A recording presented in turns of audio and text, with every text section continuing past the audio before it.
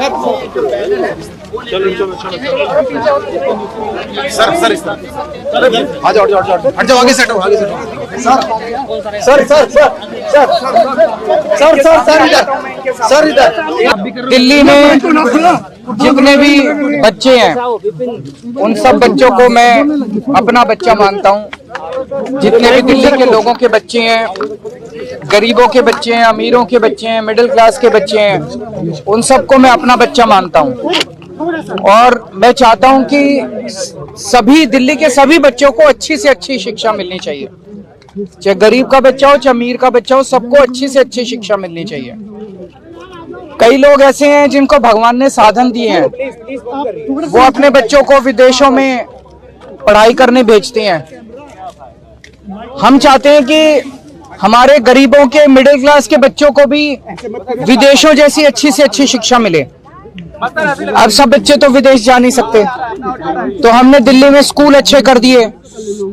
अब हम अपने सरकारी स्कूलों के टीचर्स को विदेशों में ट्रेनिंग के लिए भेज रहे हैं। वो वहां पे दुनिया की बेस्ट ट्रेनिंग लेके आएंगे। हम उन्हें फिनलैंड भेज रहे हैं।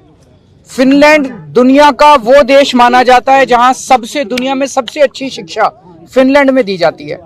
तो हम दिल्ली के सरकारी स्कूलों के टीचर्स को फिनलैंड भेज रहे हैं, वहां से वो ट्रेनिंग लेके आए और हमारे सरकारी स्कूलों में हमारे बच्चों को शिक्षा दें। अभी तक 1000 से ज्यादा टीचर्स की और प्रिंसिपल्स की हम विदेशों में ट्रेनिंग करा चुके हैं। अब लगभग 30 के करीब ऐसे टीचर्स या प्रिंसिपल्स को फिनलैंड भेजना था हमें। एलजी साहब ने ऑर्डर कर दिया कि ये फिनलैंड नहीं जाएंगे और देखो अगर इनको इंडिया में ही कहीं ट्रेनिंग करा दो। ये तो ठीक नहीं है, ये तो बिल्कुल गलत है। एलजी साहब को क्या प्रॉब्लम है? दिल्ली के लोगों की चुनी हुई सरकार, दिल्ली के बच्चे, दिल्ली के लोगों का टैक्स का पैसा, दिल्ली के लोगों के पैसे से उनको टीचर्स को ट्रेनिंग के लिए भेज रहे हैं। एलजी साहब क्यों रोक रहे हैं? एलजी साहब रोकने वाले कौन होते हैं? एलजी साहब क्यों रोक रहे हैं टीचर्स की ट्रेनिंग को? मुझे बहुत बहुत ज्यादा दुख हुआ इस बात से कि एलजी साहब दिल्ली के लोगों की बच्चों को अच्छी शिक्षा नहीं दिलवाना चाहते। मैं आपको पकड़ना एक बार, मैं सुप्रीम कोर्ट का ऑर्डर लेके आया हूं। ये सुप्रीम कोर्ट का ऑर्डर है, ये देखो, सारे जने कैमरे पे दिखा दो। ये सुप्रीम कोर्ट का ऑर्डर है। इस ऑर्डर में लिखा है, सुप्रीम कोर्ट ने 4 जुलाई 2018 को बोला था, lieutenant governor of Delhi has not been interested with any independent decision making power. ये देखो, इसमें ये सुप्रीम कोर्ट ने कहा है लेफ्टिनेंट गवर्नर को कोई भी स्वतंत्र निर्णय लेने का अधिकार नहीं है। ये 2 बार लिखा, उनको पता था एलजी एक बार में नहीं मानेंगे।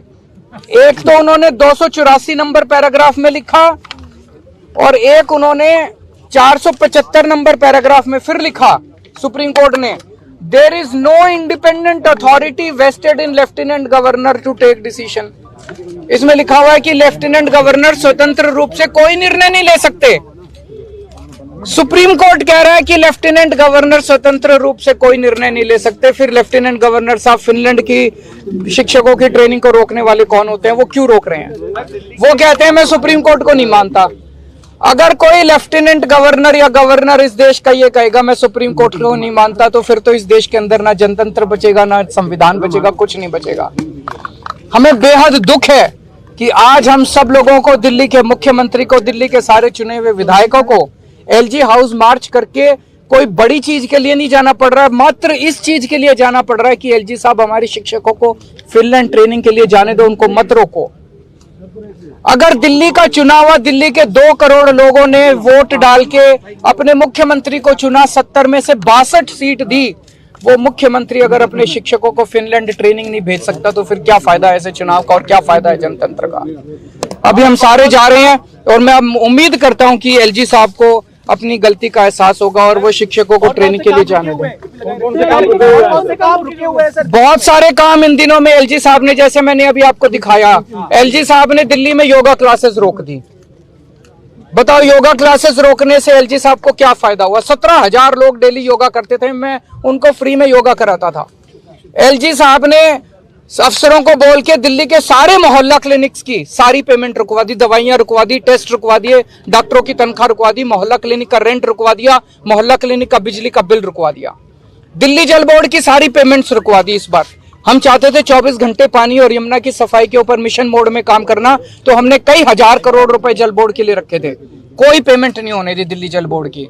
एलजी साहब ने डीटीसी के बस मार्शल, जो हमने महिलाओं की सुरक्षा के लिए बस मार्शल लगाए हैं डीटीसी की बसों में, उनकी 3 महीने से पेमेंट नहीं होने दी।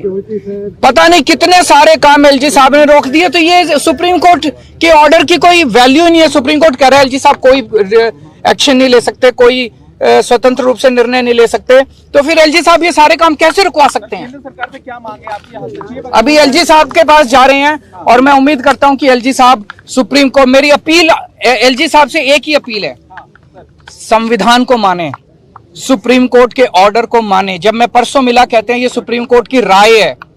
मैं एलजी साहब से कहूंगा एक अच्छा एडवाइजर रखें जो संविधान समझता हो और जो कॉन्स्टिट्यूशन और सुप्रीम कोर्ट को समझता हो। एलजी, सुप्रीम कोर्ट के ऑर्डर सुप्रीम कोर्ट की राय नहीं होती है। सुप्रीम कोर्ट के ऑर्डर सबके ऊपर बाध्य होते हैं, बाइंडिंग होते हैं। सीधे यहीं से चल रहे हैं।